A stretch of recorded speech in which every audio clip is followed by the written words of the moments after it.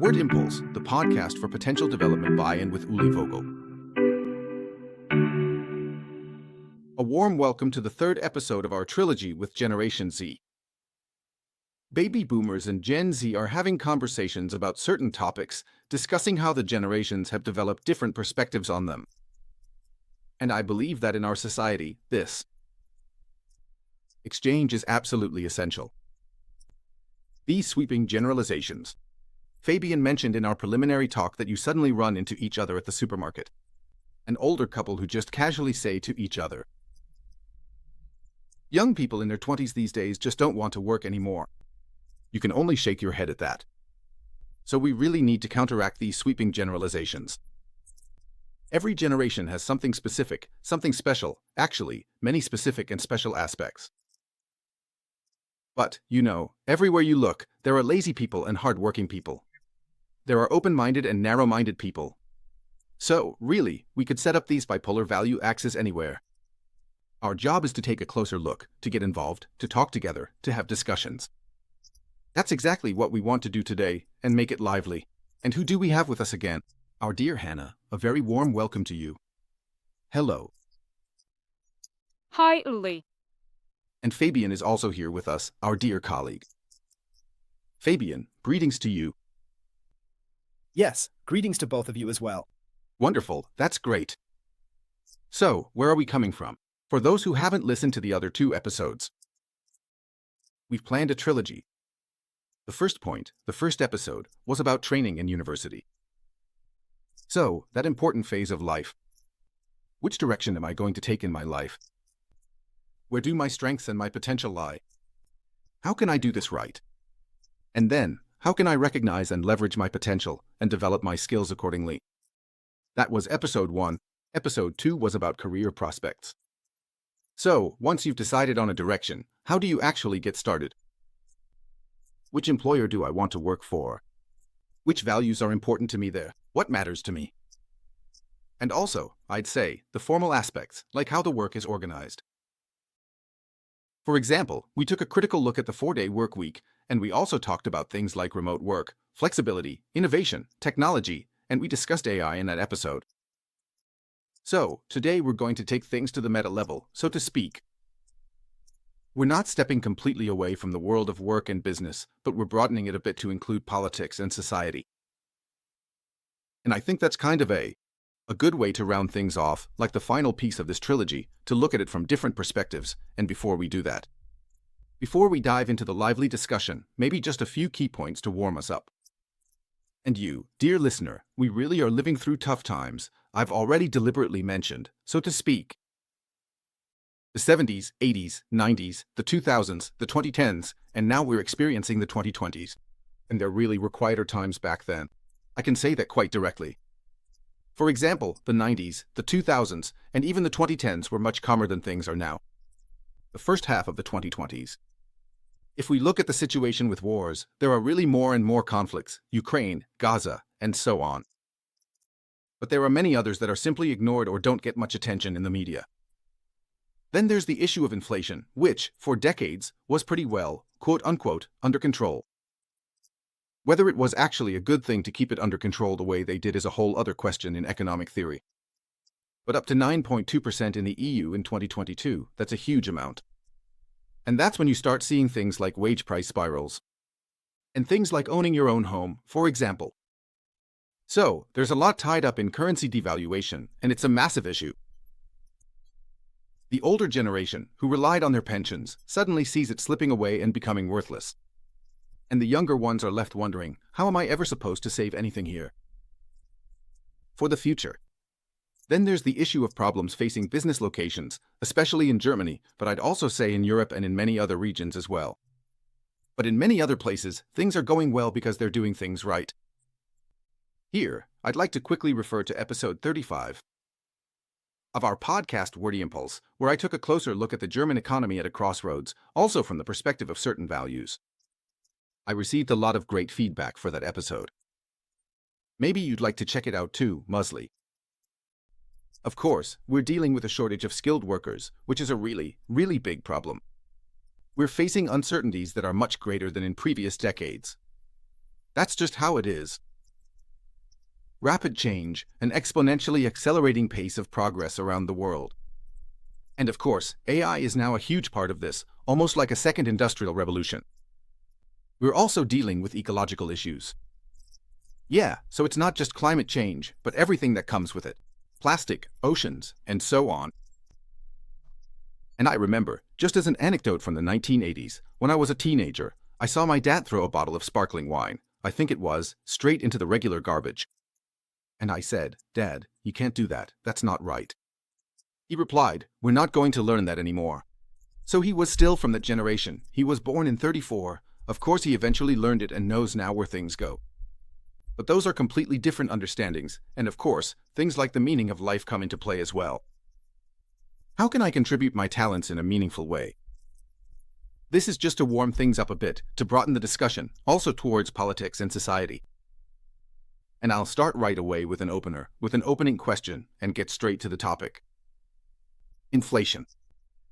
How do you personally notice it in your daily life? How do you perceive inflation? Is it stronger now than it used to be? Maybe today I'll start with Fabian. Fabian, what's your take on this? Yeah, for us, this comparison between the past and now is always a bit tricky. When I think back to my childhood, those were carefree times for me. You didn't really worry much about prices back then. The euro was just there, or a lot of things were still priced in cents. That's just how it was. And nowadays, you look at the prices in the supermarket or at the ice cream shop and think, wow, inflation. Those were thoughts you just never had back then. And like I just hinted at a moment ago, sure, we all know it, shopping has gotten more expensive. And even the ice cream I just mentioned, that's always the classic example. Every year it feels like each scoop goes up significantly in price, and it really does. But yeah, I want to look at things a bit more optimistically. I mean, wages are going up too. Of course, over the last 2 or 3 years, we've had some really, really high inflation. You mentioned it at its peak, 9.2%. But yeah, I'm actually pretty optimistic now. The current inflation rate, we're now sitting at just under 2.5%. I think in April it was 2.6%. If we look back a year, it was still around 7% then. And I think we're on the right track now, even if interest rates stay as high as they are right now, at 4.5%. Then I think we can push inflation down a bit more too. And if it settles somewhere around 2% again, then we're in a good spot. So yes, I do notice the inflation, but I'm still optimistic that things will start to level off again. And that now, at least when it comes to everyday prices, we're heading for better times. On the other hand, I also know that, of course, you start thinking about things like what does the future look like when it comes to owning a home or real estate. And these goals, especially over the past few years, have been affected mainly by real estate prices. It's moved far out of reach. So, especially for my generation, at this age, I'm feeling a bit pessimistic about it. But you just have to see what comes our way. Yeah. Maybe just to jump in on those 2 points. But probably, owning your own home in the big city just isn't realistic or possible anymore. I'm definitely leaning more towards decentralization now. Most studies focus on urbanization. On the other hand, thanks to technology, we have so many options to work remotely that maybe more people will start wanting to live in the countryside. And usually, things like that are still more affordable out there. But you're right, property prices, interest rates, and so on are all heading in that direction. When it comes to inflation, I'd also say that in Europe, we're kind of sugarcoating things a bit. So, if we look at the 3.4 in the US right now, economic experts say we'd actually have the same rate if we calculated it the same way as the Americans do. So, there's always a bit of tweaking and adjusting going on with the statistics. Hannah, what's your take on the topic of inflation? Yeah, Fabian already mentioned it back in the day. I remember too, it used to be like €2. Back in primary school, you could still get quite a bit for that if you wanted to buy something, but that's just not the case anymore. Or for example, in Munich, in Grunwald, I heard that a scoop of ice cream now costs €4.50 at some ice cream parlor. Yeah, so that's a whole different story too. But now, from a student's perspective, what I can say really weighed on me was when gas and electricity prices went up. Inflation-wise, that happened after the start of the war in Ukraine. That was honestly a real worry, because of course you don't know how long it's going to last. You probably think at some point it'll go back down again. But the question is when, and how is all of this going to develop? Especially since, well, I don't really know much about economics. Honestly, I have no clue. So even for people who aren't familiar with it, it's all very unclear. It's a mystery. You just don't really know what the future will look like. And that was a bit stressful. But you also have to say that the city of Vienna provided a lot of support. So every household received quite a bit of money, I'd say. I think it was 3 times a year. People received climate housing payments, which were also extremely helpful. But now they've gone back down again. So I can also say that you can really feel that things have eased off a bit again. I also don't know if it's because maybe now, for example in the supermarket, with the prices, that people have already adjusted a bit and cognitively aren't really still thinking the way they did 2 years ago. I'm not sure about that, but yeah. I mean, those are the kinds of things you're talking about, energy prices. I'd also add rent and things like that to the list. These are such existential things, especially if you're just an average earner, living an average life. Maybe you're not someone who has a fancy university degree and landed a great job afterwards. For people like that, the percentage of their net income that goes towards rent is already huge. And when you add rising energy prices and so on, you start to feel real anxiety about your livelihood. You just don't know how things are supposed to go on from there. So I really think we need to keep these people in mind. The question is, how can this actually be sustained in the long run? If it can be sustained at all. I think, with these shocks we've experienced, both in real estate and energy, we've seen just how fragile everything can be when something external, like a war or other factors, suddenly comes into play. So it's definitely a tough situation, which probably also adds to the sense of uncertainty. But now, let's get back to you, so I'm not the only one asking all the questions. Yeah, exactly. On the topic of uncertainty and unrest and all that. How do you, or the people around you, perceive the current situation? So, given the circumstances today, is there a lot of concern and unrest? Well, I definitely notice it, and I can look back on a long-standing personal circle. And I can say that it's clearly increased. But of course, I also have a strong business network, where I have good relationships and where we often talk about things beyond just business, so I think I have a pretty good sense of things, and I have a lot of business partners. And of course, I also have friends and acquaintances from my own generation. And they definitely have a heightened general sense of unease, you could say. So, really, okay. I grew up during the Cold War, and in 86, 87 I was still in the Bundeswehr.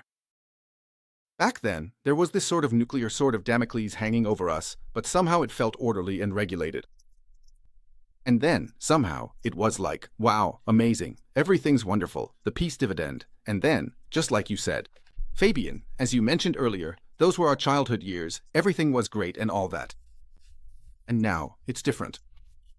And maybe, a good friend of mine said, maybe, Uli, we spent a big part of our lives.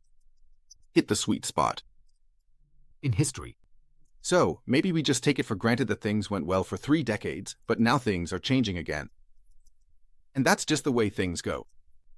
So, to answer your question, yes, I do notice a general restlessness in society, an increased one, and to bring politics into it right away, it leads to stronger populism and more polarization as well.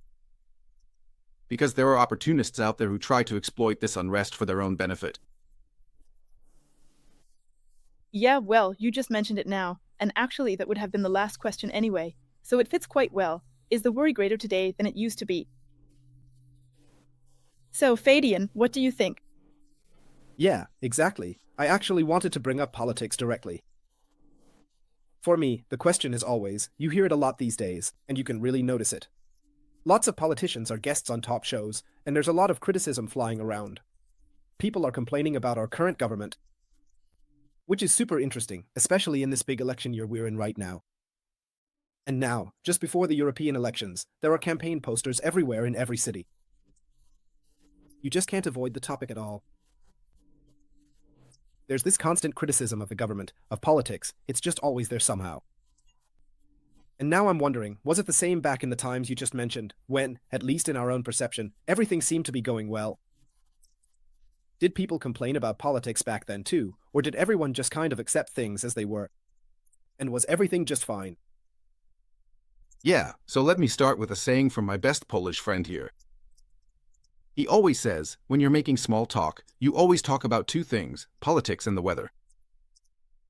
And you can't predict either of them. Of course, meteorology is getting better these days. But in politics. In my opinion, there has always been criticism, but it wasn't as loud, it wasn't as polarizing.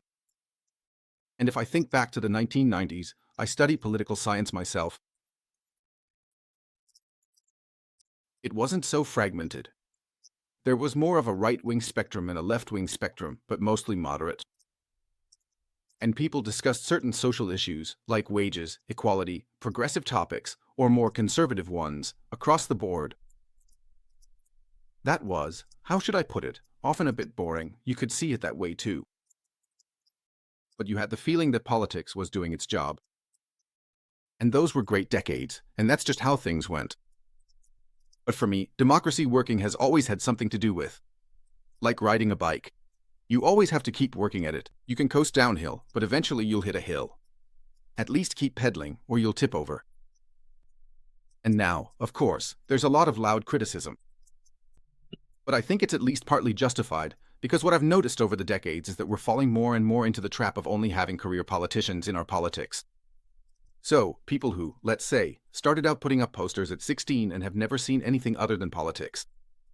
Of course, there are exceptions, but when I hear some of the things politicians say, I think to myself, you've never seen the inside of a business. You have no idea. You can't just go around imposing all sorts of bans or regulations without caring about who's going to have to deal with the consequences afterwards.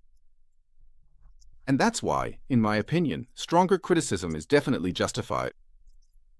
But now I'll throw this question back to you. Since you haven't been dealing with government and criticism of it for that long, how do you see it? Because you could also say, wow, this is just so annoying. I'm turning my back on politics completely, because it's just repulsive and I find it awful. But that can't be the goal either, because you have to, so to speak, preserve democracy. How do you see it? So, that's how I see it from my perspective, but maybe you have something to add to that. Yeah. You start, Anna. I also think that not engaging with it at all is definitely the wrong approach. Especially now, I think it's great how there's a call for people to take part in the EU elections, especially for young people to get involved. Especially when you look at the developments with the AfD right now. I think it's now widely known that the increase in young voters is higher. So I read that 22% of 14 to 29-year-olds would vote for the AfD today. And that's more than twice as many as just 2 years ago. And when I heard that for the first time, I was like, okay, wow, first of all, what are the reasons for this? Why is the younger generation so dissatisfied? So that's definitely something you notice, that the younger generation today is dissatisfied with politics, and this dissatisfaction leads to people apparently preferring the simple solutions and then deciding to support the AfD, which is well known for. They always offer very simple solutions. And Fabian, how do you see it? Yeah, I do notice that there's a stronger criticism of politics in general. I also think it's mostly very justified, but I see it a bit more nuanced. On the one hand, I think criticism is super important in a democratic system. You have to fight for democracy, and that especially happens through criticism of the government. I also really like that you brought up, Uli, that many politicians have never actually seen the inside of a company. I think those are really, really good contributions or very good points that have been made. On the other hand, I have to say I actually feel a bit sorry for a lot of politicians, because in my view, politics over the past years, even decades, has kind of rested on the good times we've had, which we've mentioned several times now. And their job was basically to make sure things would stay that way in the future. But now we're sliding from one crisis to the next, from COVID to climate change to the wars that are happening. All of these are things that could have been tackled better beforehand. And now the current government, the current politicians, are kind of falling into a trap. And whenever someone says something that's not quite right, it gets blown up. On social media, it gets torn apart and edited together. Honestly, I almost find it unfair, even though I think criticism is important. But yeah, the people currently in power really do have an incredibly tough time, no matter how well they do their job, at least in my opinion. Yeah. I also think it's important to stand up for them, because if you look at it, 30 or 40 years ago, there was just TV, newspapers, and radio, and that was it. That means, as a politician, you could very much carefully craft your image. But you could only do that once you reached a certain level. Below that, it was basically uninteresting. Maybe you'd show up in the local paper or on local TV somewhere. In that sense, it didn't really exist. These days, of course, with social media and all sorts of media channels, it's awful in a way, because you have no idea how you're supposed to keep control over it all. And you can be completely torn apart by a shitstorm and everything else. On the other hand, though, it does have a certain pull. It also draws people into politics. They want media presence on every channel. And maybe, in a way, there's a bit of narcissism involved too, wanting to be seen. And they're not really focused on the good of the people anymore, but rather on their own publicity. So that also needs to be considered. But Hannah, you brought up a really good point earlier about this polarization and the AfD, and so on, the doubling effect. And I'd like to give an example here that the AfD actually, from within itself, it actually doesn't manage to do that, but rather, it's basically the established parties that are largely to blame for the influx there, because nothing constructive or consistent is being achieved on many issues. And you can have whatever opinion you want about the issue of foreigners or migration, but the fact is, if we listen to society, and I think it's justified that people don't want to see a complete foreignization, that people don't want to say, like some do, proclaim that they want multiculturalism. And so, people from all corners of the world are supposed to be here in the same numbers as those who were originally here. That's simply not what people want, and it's understandable. And if we look at the history of countries or states, there has always been migration, and countries handle it better or worse. But what people really don't want is uncontrolled migration. They are definitely open to migration. That's also shown by the facts, and we actually need it here because of the shortage of skilled workers. And so on. But politicians can't manage to establish any kind of regulated, sensible migration, either nationally or at the EU level, that would actually help the economy. And if migration ends up happening only, or mostly, into the social welfare systems, then of course you can't really expect to be surprised that a lot of people say, no, I'm going to vote for a radical party now, because this just isn't working. That's just one example, the topic of migration. But there are plenty of others as well. Examples where many people say, no, I don't think anything consistently good is being accomplished. I don't know, do you have any other examples, or does anything come to mind right away? Yeah, well, compared to Germany, for example, I find that here in Austria, I have the feeling, and I've also heard this from Germans, that things are a bit more controlled when it comes to the whole migration issue.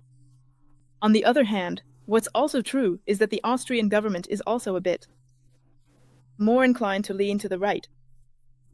But yeah, that things are controlled here, that there's intention behind it, that's not like in Germany, where things have kind of gotten out of hand. That's probably actually something positive for the population. Yeah. Fabian, do you have anything to add? I really like the point you made. What I really worry about, or what I spend a lot of time thinking about, is the fact that we need migration.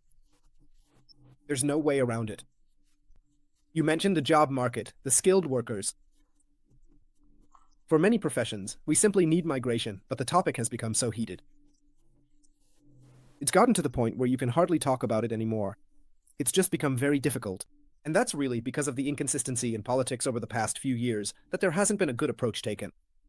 In that sense. And now migration is seen as a dumb, bad topic. On the other hand, we really need to address this topic, but in a targeted, strategically sensible way. Those are some of the worries I'm dealing with here. Yeah. That's also the point. If we pick up on the topic of worries again, I think that's a really, really important point, because it's also the basis of our economy or economic strength, and with that, our prosperity. But if we look at worries a bit more broadly, so, for me, for example, worries in the 1980s were, of course, about the possibility of a nuclear war breaking out. And mass unemployment, whether you'd even be able to get into the job market. I, or we, didn't really worry much about physical or mental health. Back then, that wasn't really on the table yet. But if you look at worries now, concerns about well-being in the future, physically, safety, financially, whatever it may be. What are the worries of your generation? Where do you say, man, those are topics I look at, maybe sometimes even with a bit of fear? Hannah, would you maybe like to start us off? Yeah, well, I already mentioned it, but what personally worries me a bit is the increase in young voters for the AFD. Otherwise, the kinds of things you think about are, well, things like pensions. And of course now, with the shortage of skilled workers being such a big issue, I'd say that for our generation, it's actually better set up for us to already start preparing for that and to get trained for it, because we basically have the opportunity to do so. But yeah, about pensions, exactly. I can't really call it a worry yet, because if you're truly worried, you actually deal with the topic. And I just don't know enough about it yet. But yeah, that's how I'd roughly sum it up for now. What about you, Fabian? Yeah, well, I actually always look to the future very positively, because I believe in humanity in that sense. I also believe, in a way, in our capitalist economic system, that there will always be new developments that will solve our problems. I think that, physically speaking, we'll make medical advances and continue to achieve greater prosperity. Or yeah. That is humanity. As an economic system, we'll just keep developing and be able to generate more prosperity. I think, sure, with a few ups and downs, it's always been the case throughout human history that we've continued to develop and things have gotten better for us. I think that, especially for people living today, they're actually better off than anyone who lived before them. I think you can say that. And I also believe that, in principle, this trend will continue. Just because of further technological developments, and also because we're open to a lot of topics. On the other hand, of course, I also have concerns. For me, there are 3 main points. Hannah already mentioned the topic of pensions. To be completely honest, I don't count on, or I plan as if I won't get a pension. That's just a realistic assessment for me. I spend a lot of time thinking about what to do with my money so that I'll have it available in the future. So that I can retire with fewer worries, even though it's still more than 40 years away, you really should deal with the topic. Because, as I said, I don't believe in it unless politicians do something about it right now. And ideally, something should have been done yesterday already to keep our pension system as it is. In the end, it's a disaster. Speaking of disasters, that brings us to the topic of climate change. That's an issue we really need to look at with concern. I don't even need to say much about it. It should actually be clear to most people. And finally, yeah, one point that kind of adds to everything we've talked about so far. We grew up in an ideal world, at least my generation did. As a kid, you basically felt like you could do anything, say anything, everything was open. The only limiting factor really felt like it was just your parents, who would rein you in a bit now and then. And for me, that's something I only really became aware of recently. We grew up in a democratic system. And it was never any different for us. From the time I was a kid, I learned, okay, there are elections. You can actually help shape the future yourself in this democratic system. And from that, I developed a certain sense of entitlement that that's just the way it is. And I also asked myself, yeah, why shouldn't it be that way? I mean, it's obviously a system that's good for us as people. But on the other hand, if you look at what's happening in the world in general, you can see that democratic systems are actually on the decline. And that's something I look at with a lot of concern because I would really like to spend the rest of my life living in a free, democratic system. And in that sense, be able to say what I think, express my opinion however I want, and also vote for what I want. And that's exactly a point we have to fight for as well. So, Uli, what do you think about that? Now, Hannah and I have already said quite a bit. What's your outlook on the distant future, maybe for your kids or even for your own personal future? Yeah, focusing on that in particular. I think I'll only get a standard pension too. And maybe at some point, I won't get anything at all, even though I was born in 1967, because it's becoming clear, with the demographic curve and the way the system is set up, just a pay-as-you-go scheme, that it can't work. But I'll pick up on the bigger concern and maybe bring in 1 or 2 philosophical thoughts, as well as some political technical ideas.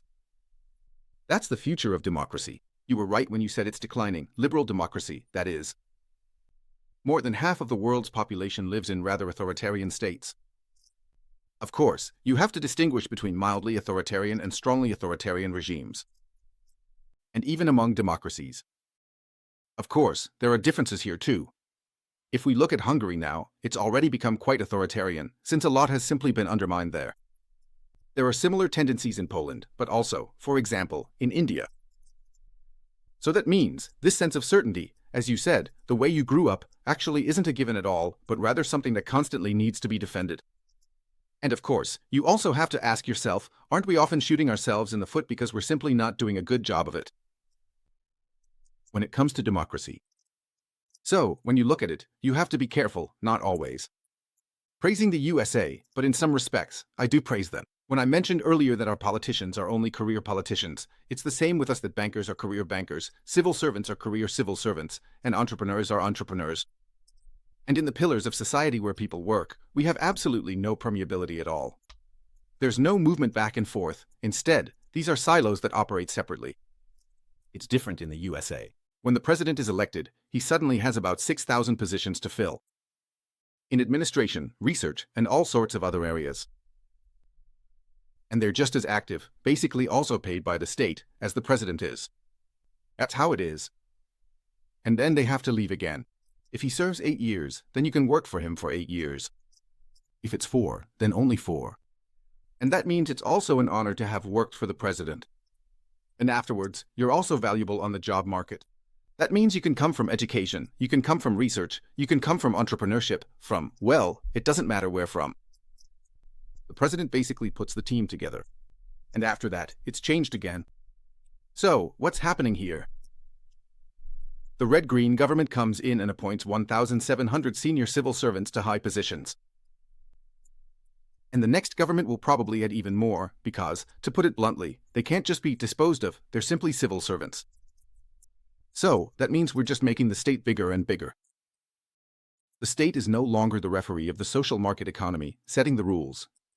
Instead, it wants to get on the field itself and score goals. And it wants to be the better entrepreneur. Just take CureVac as an example. Back then, $300 million in taxpayers' money was completely wasted. BioNTech came out on top, without having received any real support. So, the state is not the better entrepreneur. The state itself needs to tighten its belt. And then, I believe, we can also better save democracy, to put it that way. That's just one aspect I'm picking out here. But I'm on board with your positivity. We have the power to innovate. Of course, we shouldn't overregulate, but rather let those forces loose, using technology to solve humanity's problems. And artificial intelligence is a key factor in that. So, we could obviously talk about this for ages, but maybe let's each give a quick summary. Fabi, maybe you could sum up politics and society, looking at our 2 generations, in 2 or 3 sentences. And Hanna, maybe you could also share your perspective, so we can wrap things up nicely. Yeah, well, I've already said this a few times now. In principle, I do look to the future very positively in the long term. Maybe that's just my hope, but I really do. I'm extremely concerned about current developments.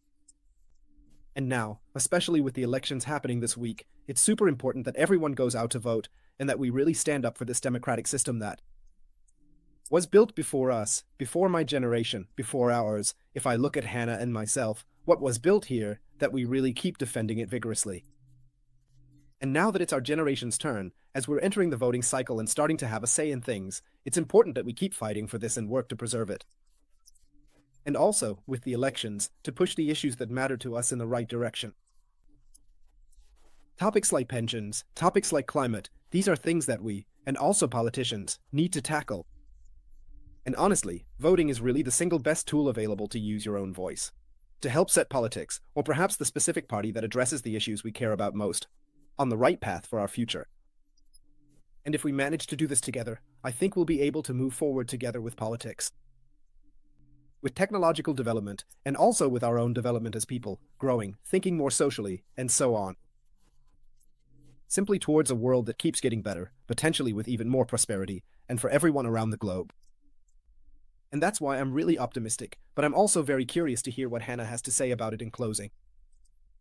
Yeah, I totally agree with you there. Enough. I also know a lot of people from our generation who maybe don't see things quite so positively. And they always say, yeah, do you really want to bring kids into this terrible world? For example, I don't see it that way at all. I'm on your side with that too. We're here to make a difference. Democracy is also about not just being able to have a voice, but that we should have one, that we should actively take part. If we don't do it, then nothing will happen. And it's the same for the future. I want to have children so that they can also make a difference, so that things keep moving forward and maybe make the world a better place. I'm very optimistic about that too. Thank you very much, Hannah. We want to really hold positivity in high regard. But that doesn't mean we can't be critical about all these questions we have, which are urgent and also cause concern. But then, as a third point, comes the drive to take action. Everyone has to do something. And I've seen you here, as representatives of Gen Z, as very, very proactive people, not just talking, but wanting to act and actually taking action. I can see that in the achievements you bring as well. So, a very big thank you for taking the time for the third episode, which was about politics and society, and for being part of the whole trilogy. It was really fun to have this exchange about the generations. Dear listeners, please give us feedback, maybe leave something on LinkedIn as well. And now, together, we say goodbye to our listeners. Hanna and Fabian, ciao, ciao, see you very soon. Take care. Bye. Ciao.